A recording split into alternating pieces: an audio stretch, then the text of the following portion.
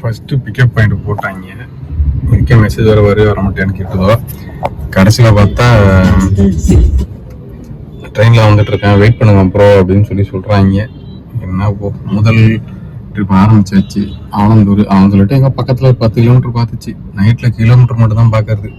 10 கிலோமீட்டருக்கு எவ்வளோன்னு அந்த அமௌண்ட் ஓகேலாம் எடுத்துகிட்டு கிளம்பிடுறது. பார்ப்போம் வராங்களா என்னன்னு பார்ப்போம். வெயிட் பண்ணிட்டு இருக்கேன். எங்கே இருக்கேன் பார்த்தீங்கன்னா ஏர்போர்ட்டில் ட்ராப் பண்ணிவிட்டு அப்படியே நிற்கிறேன்.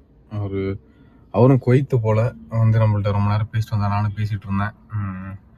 நானும் அங்கே தான் இருந்தேன், போனால் வந்தேன்னு சொல்லி அவர்கிட்ட பேசிகிட்டு இருந்தேன். ஓரளவுக்கு ஓகே முடிச்சுட்டு 10 கிலோ அடுத்த ட்ரிப்பு உள்ளே ஏற்றணும் பார்த்தா என்னமோ ரேப்பிட் ஆகாரம்.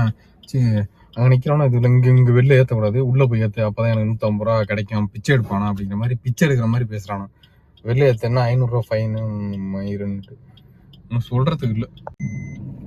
ஏர்போர்ட்லேட்டு பார்த்தீங்கன்னா சென்ட்ரலுக்கு பின்னாடி இறக்கி விட்டாச்சு. இறக்கி விட்டாடியே போயிட்டுருக்குறேன். அதில் இந்த பிரிட்ஜை விட்டு பாருங்களேன். நான் வேறு ரோடு நினச்சி நடுவில் இறங்கியிருப்பேன். நடுவுலையும் வழி தான், பட் இருந்தாலும் பாருங்களேன் தண்ணிலாம் வந்துச்சுன்னா ஃபுல்லாகிடும் போல். அப்படியே கரெக்டாக சென்ட்ரலில் விட்டு உள்ளால வர ரோடு இப்பயுமே தண்ணி கிடக்கு.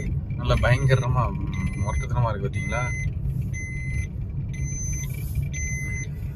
இறக்கி விட்டாச்சு. ஒன்றும் ட்ரிப்பு ஒன்றுமே வரல. என்னென்னு பார்ப்போம் வாங்க. அப்படியே அடுத்த ட்ரிப்பு எங்கேயாவது வருதா இல்லைன்னு பார்த்துட்டு சென்ட்ரல் பக்கம் தான் போகணும்.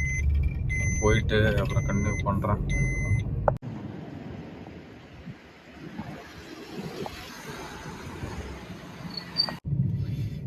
ஒன்றும் ட்ரிப்பே வரல. அப்புறம் ஒரு ட்ரிப்பு ஒன்று கிடச்சிது, லோக்கல் ட்ரிப்பு. அவங்கள எடுத்துகிட்டு வந்துட்டா ஏறி உக்காந்தோடனே தலைவன் கொடூரமாக தூங்குறான். ரொம்ப டயர்டில் இருந்திருப்பார் போல். ஏறி உக்காந்தோடனே தூக்கத்தை போட்டு தலைவர் அவர் வேலையை பார்க்க ஆரம்பிச்சிட்டா. அப்படி பரவாயில்ல, ஏதோ ஓடுது. ஒன்றும் ட்ரிப்பு வரல. வர ட்ரிப்பும் டைம் ஆகிறதும் கேன்சல் பண்ணி விட்டுறாங்க. 3 கிலோமீட்டர் இருக்குது. அந்த நேரத்துலையும் கேன்சல் பண்ணுறானோ.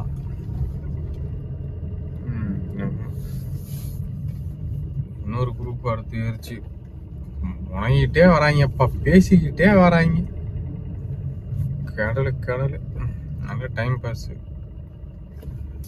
ட்ரிப் வருமானு தெரியல. அங்கே போய் டீ குடி போனோம்னா அந்த பரதேசி போய் டீ போடுறான்றேன் காதுலேயே வாங்கலை. கட்டுப்பாய் போய் சரி வேற எங்கேயா டீ குடி போகணும் வந்தா இது வரைக்கும் நான் டீ குடிக்கல. இப்போ ஏதாவது மெயினில் ரோட்டில் பார்த்து டீ குடிக்க நிப்பாட்டோன்னு பார்க்குறேன். பார்ப்போம் என்ன நடக்குது என்னன்னு. எல்லாம் வளைச்சி வந்துக்கிட்டு இருக்கு ரிசர்வேஷனு. ஆனால் எல்லாம் 5:30 மணிக்கு 2 மணிக்கு என்ன பண்ணுறது. 2 மணிக்கு பிளான் பண்ணிவிட்டு 5 மணிக்கு இப்போயாவே எடுத்துகிட்டு எங்கே போகிறது. ஒன்று சவாரி ஓடிந்தாலும் பரவாயில்ல, ஒன்றும் ஓடல சவாரி. கடவுளே எவ்வளவு ஜீவன்கள் உங்களை மாதிரி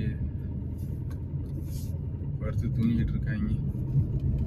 இதெல்லாம் பாவம். காலையில் டியூட்டி ஆரம்பிக்கும். ஊரில் உள்ள எல்லா டிரைவரும் இங்கே தான் இருக்காங்க. எல்லாரையும் உசுப்பேற்றி வண்டி ஓட வச்சுட்டு ஓனர்னு சொல்லி எல்லாரையும் ஓனராக்கி ஓட்டம் ஏக்கிற நிலைமை கொண்டு வந்து ரோட்டில் நிப்பாட்டி வச்சுருக்காங்க. என்னமோ போ. ரிசர்வேஷன் ஒன்று விழுந்துருக்கு நம்ம லொக்கேஷன் ட்ராப் பண்ண இடத்துலட்டு. சரி அப்படியே இன்னும் ஒரு 1/2 மணி நேரத்துக்கு மேலே ஆகும். அப்படியே போகிறதுக்கு ஒரு 1/4 மணி நேரம், 1/2 மணி நேரம் 3/4 மணி நேரம் ஆகிடும். அப்படியே அதை பிக்கப் பண்ணிக்கிட்டு வந்துடலான்ட்டு போயிட்டுருக்குறேன். அப்படியே அந்த பிக்கப் எடுத்துகிட்டு ட்ராப் பண்ணோன்னா ஓரளவுக்கு ஓடும். பார்ப்போம். இப்போ ஒரு அண்ணா வந்தா அப்படி நல்லா அருமையாக பேசிட்டு வந்தார். சகஜமாக அதுவும் சென்னையில் இப்படி இருக்காங்க போகிறாங்க முதல்ல எல்லாம் வளைச்சி பேசிட்டு வந்தா அப்படி.